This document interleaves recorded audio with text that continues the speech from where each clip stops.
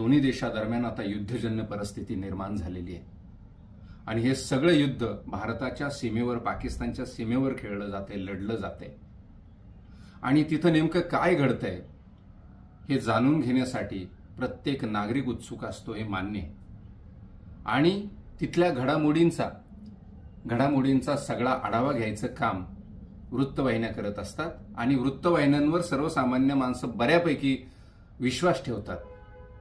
परंतु इलेक्ट्रॉनिक माध्यमांनी, सगळ्याच भाषेतल्या इलेक्ट्रॉनिक माध्यमांनी आता जो काय उच्छाद मांडलेला आहे, टीआरपीच्या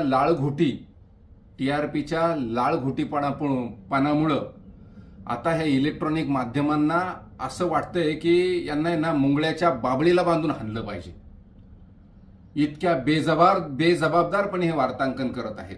कुठल्याही बातम्या कुठलेही फुटेज कुठे दाखवत आहेत. एवढे मेले, तेवढे मेले, हे झालं, ते झालं, इथं बॉम्ब पडला, तिथं मिसाईल पडलं. एका न्यूज चॅनलचा वार्ताहर तर आजूबाजूला शेलिंग चालू आहे आणि तिथं लपून हे करतोय, असं झालं, तसं झालं. आणि इकडं स्टुडिओत बसलेली ती बाई म्हणते, आप पहिले लाईट बंद करो. अगं त्याला तिथं पाठवलंच कशाला जिथं शेलिंग चालू आहे? स्वतःचा आपल्या भारत देशाचा सैनिक जीवाची बाजी लावून तिथं लढतोय आणि तुम्ही तिथले फुटेज टीव्हीवर दाखवताय. जसं मुंबई हल्ल्यावेळेस झालं, तिथले फुटेज पाहून पाकिस्तानातले त्यांचे आका या आतंकवाद्यांना इन्फॉर्मेशन पास करत होते. एवढी साधी अक्कल आपल्याला नाही का? एवढं साधं आपल्याला गांभीर्य नाही का? एवढी साधी समज नाही का? परत काही तुम्हाला बोललं की म्हणतात अभिव्यक्ती स्वातंत्र्य. अरे अभिव्यक्ती स्वातंत्र्य मान्य आहे, पण काही कर्तव्य आहेत ना, काही जबाबदाऱ्या आहेत ना. तुम्ही जे दाखवता ते सर्वसामान्य माणसांना खरं वाटतं.